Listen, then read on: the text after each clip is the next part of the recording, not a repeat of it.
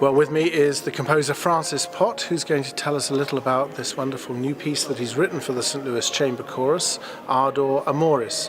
Francis, how did this commission come about? Well, it was a very generous commission from Bruce and Linda Ryder, and both have had a long and distinguished record of service to the choir and membership.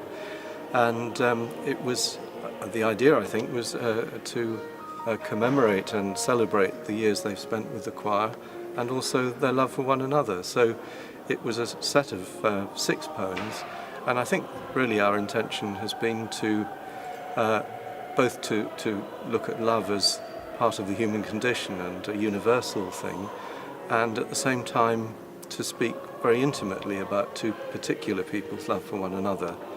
And so there's that balance to be struck, and in a way the piano serves as a kind of binding element. Sometimes the piano is the thing that, oddly enough, despite the text and the wonderful poetry, it's the piano that can sometimes convey the greatest intimacy. And so the piano is a continuum through the whole piece. The poems spread across 3 or 4 centuries and therefore speak, as I said, to the human condition through the ages. And they're by women composers, women poets, Indeed. Men poets. 3 of each, in fact. And then English and American. English and American, yes. There's Emily Dickinson, James Elroy Flecker. So it's a real mixture, and in some ways it's a challenge also to unify the different kinds of diction, because some poetry is flowery and more extravagant, some is more pared back, more restrained. And the other thing, of course, is the internal balance of the lengths of the poems, because here we have at the beginning 2 sonnets and then another at the end. And a sonnet is quite a big chunk of text, but in between there are 3 other poems, 2 of them very, very short, and the Flecker poem a little longer, but still shorter than a sonnet.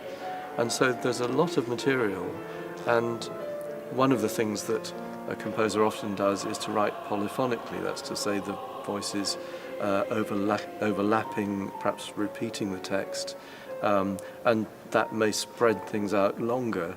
So there's a danger there that you will go on too long, so you have to be very careful in the way you respond to individual texts.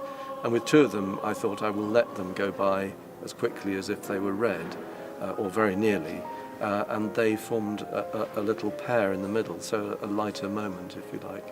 What I liked about them was the fact that they're the perfect foil and complement to the Brahms Liebeslieder waltzes, because we paired the 2, the new piece and the Brahms, and when we were talking earlier on, you said there was a sort of dance-like quality to some of your own music.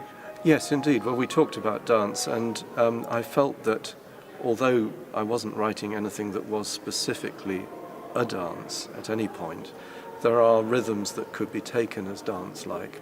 In the very first one, Shall I Compare Thee to a Summer's Day, the rhythm dances along in alternations of a longer and then a shorter note, and so that actually takes it slightly, it makes it run counter to the actual pulse of the music, and so you get a slight lilt from the feeling that one is very gently, and not in a conflict-laden way, but just gently conflicting or contradicting, perhaps is a better word, the main pulse of the music. Well, thank you very much for writing this wonderful new cycle, Ardor Amoris.